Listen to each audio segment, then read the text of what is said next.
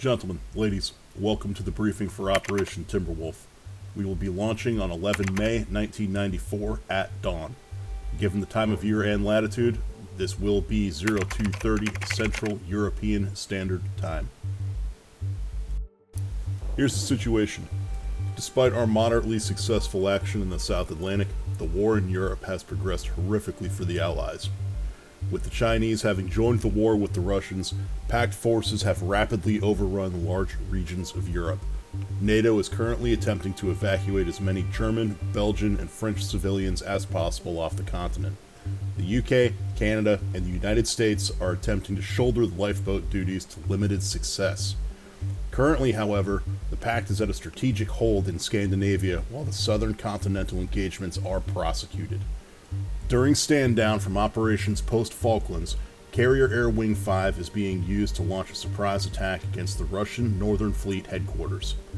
What has been announced as the wing doing workups out of NAS Oceania, we will actually be embarked and go to MCON for the duration of the crossing. From the G-Dub's current position off Virginia, it is a 2,900 nautical mile trip to link up with the rest of the escorts between Iceland and the Faroe Islands.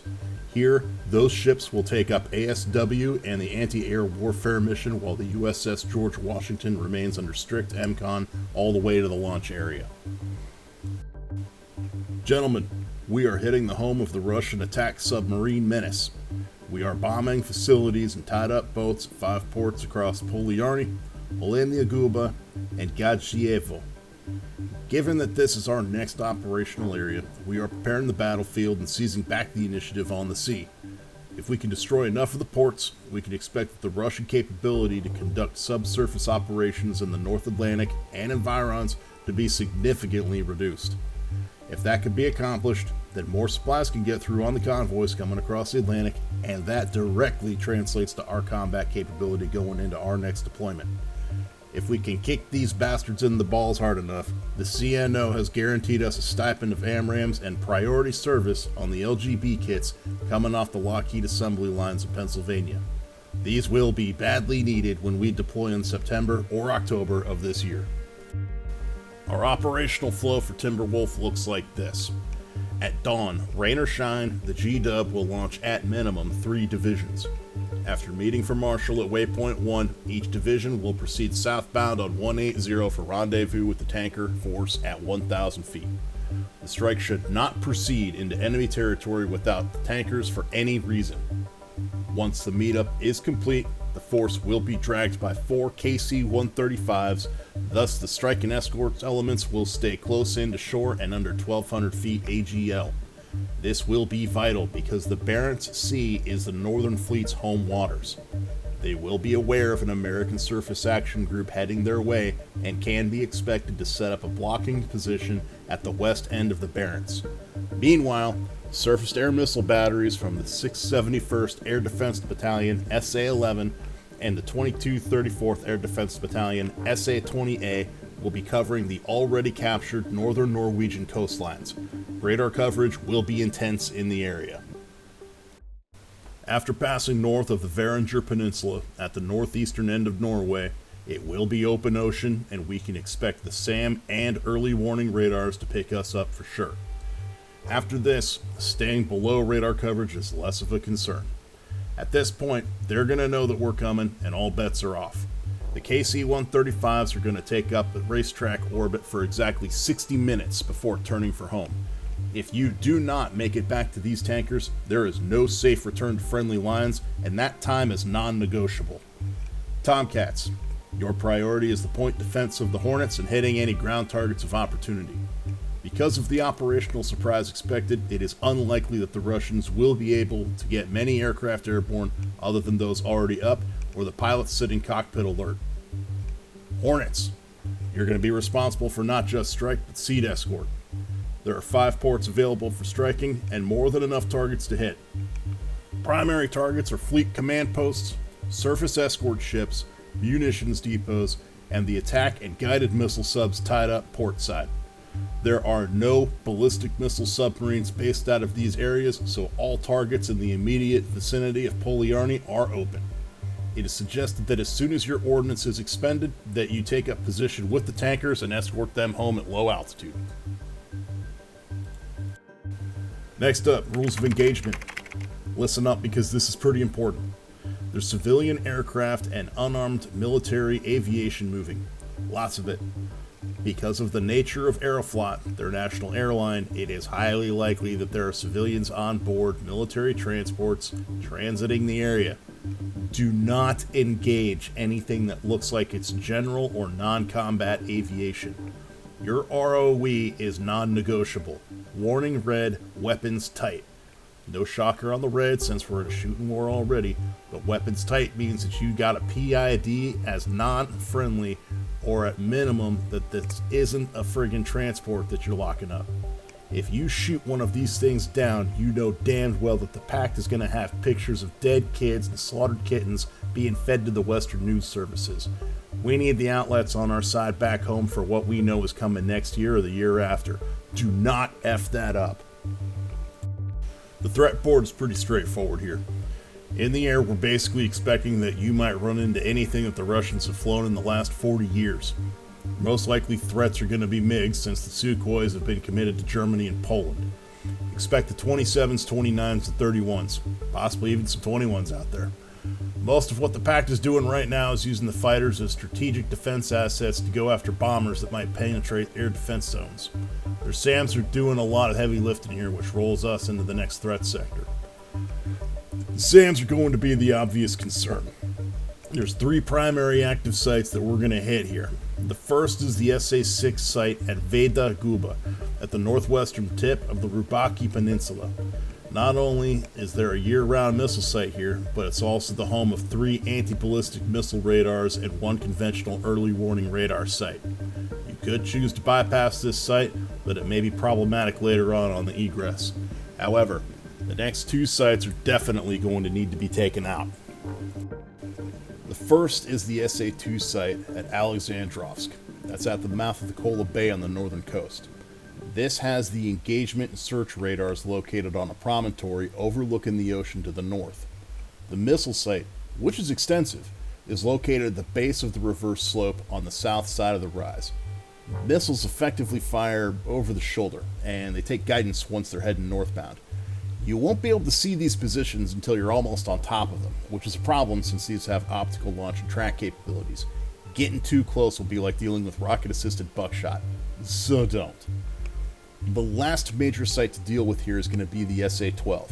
Yeah, it's an S-300V, but that's not exactly a surprise for what they're defending, right? They had an SA-5 active southeast of Murmansk, out near Volhynia.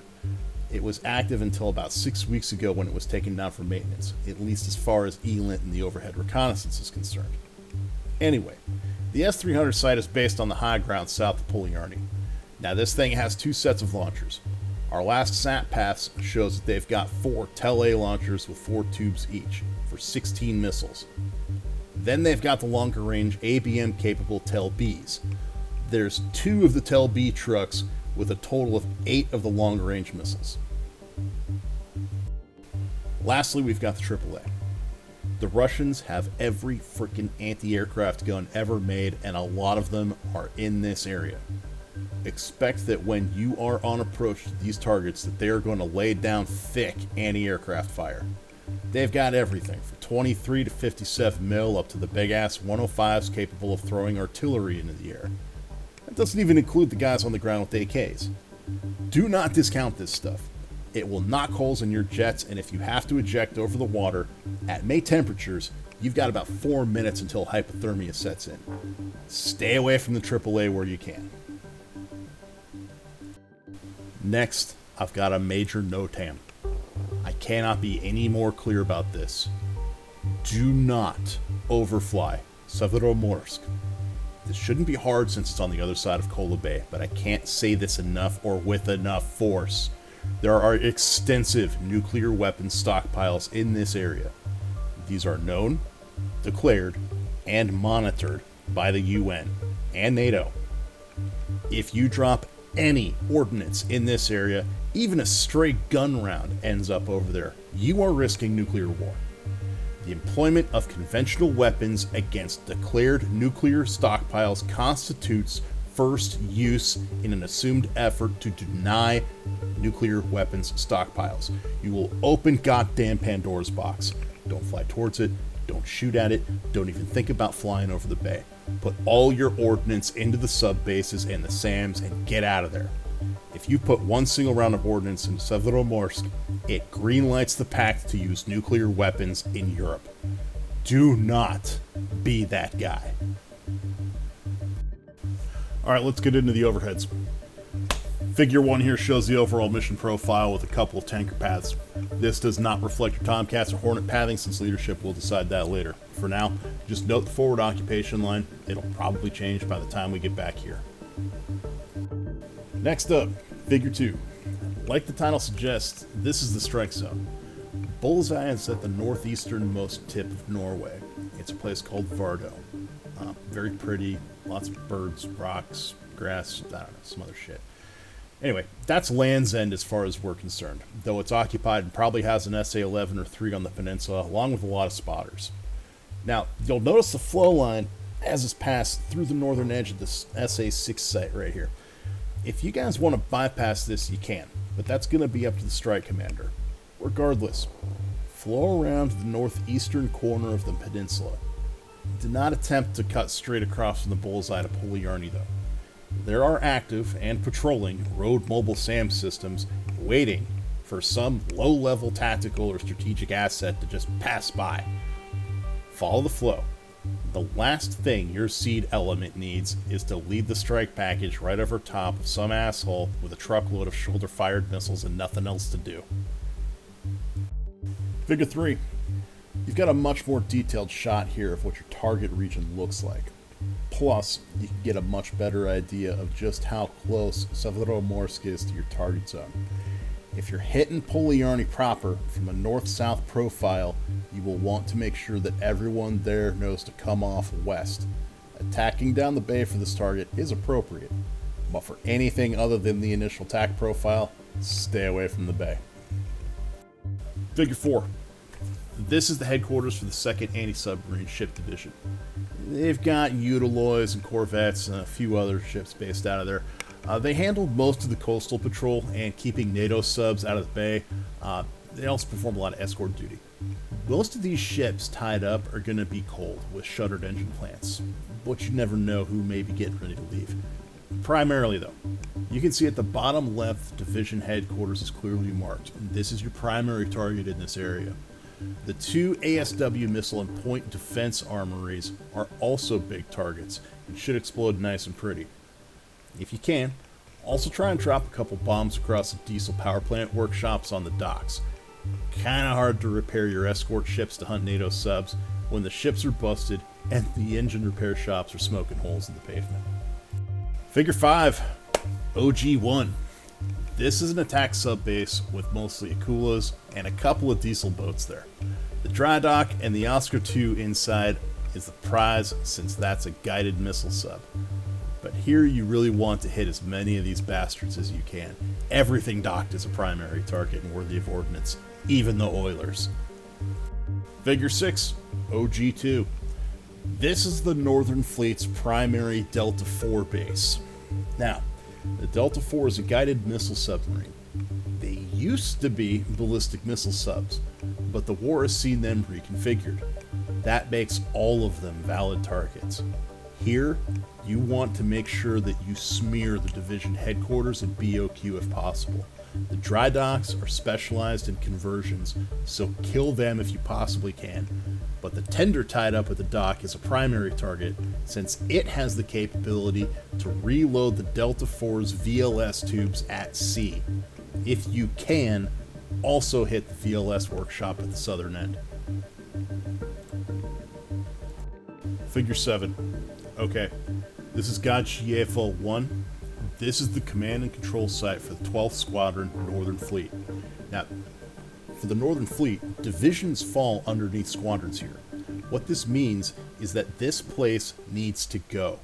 Expect heavy AAA over this site because of it. On the east side of the base, on some higher ground, you've got 3 command bunkers along with the above ground offices and personnel facilities. Going across the water, on the west end, you'll see a dry dock that's got a Yazin class getting refits. Yazin is the lead boat of the class and is another guided missile submarine. Brand new.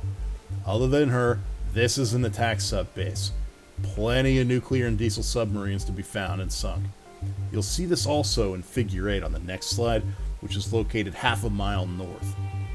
This second site is mostly just a transitional anchorage for the subs waiting to get some long-term work done. I never know what's going to be there, and it's hard to pin it down. Just when we had this pass, we just got 2 subs just parked there. There could be anything. Expect the worst. Hope for the best. Final notes as far as the strike goes. Let's go over the cards real quick. You got your comms, mids, laser, and mode 3. Now, don't bother with your mids, because it's not going to work for very long. You'll be way outside the capability of using it. You got to make sure that you're going to be using your radios. So that's going to be channel 19 for your intra-division frequency, and then channel 20 for everybody will have their own squadron frequency set up. Okay, don't bring your T-pods for anything except target ID. No joke.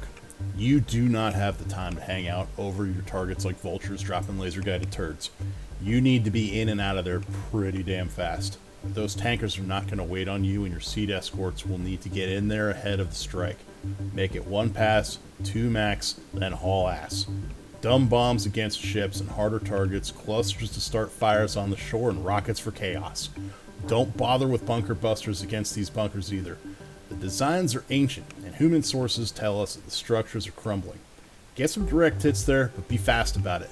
Do not ignore the directive. You will get left behind without a second thought, and it'll be your own damn fault.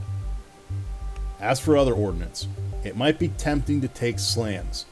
Don't. They're heavy and easy to shoot down. Skip it. Harpoons have the same problems, but they also have the legacy issue of intent, just like Mavs. Harpoons aren't meant to sink modern ships, just disable them. Modern warships are designed to be hit and sealed around decks, frames, and compartments. What you need are high ordnance detonations from bombs or torpedoes to blow holes and pop welds under the waterlines. Dropping bombs against ships at dock, those bad boys don't need to get hit direct to damage or sink a ship. Just blow up in the tight confines of very shallow water. That'll do it for now. Once we get closer to the deployment, we'll issue a warno that'll follow up on the status of the war and where we are going. For this mission, get your teams and figure out who is hitting which targets. Hope you're comfortable at low level.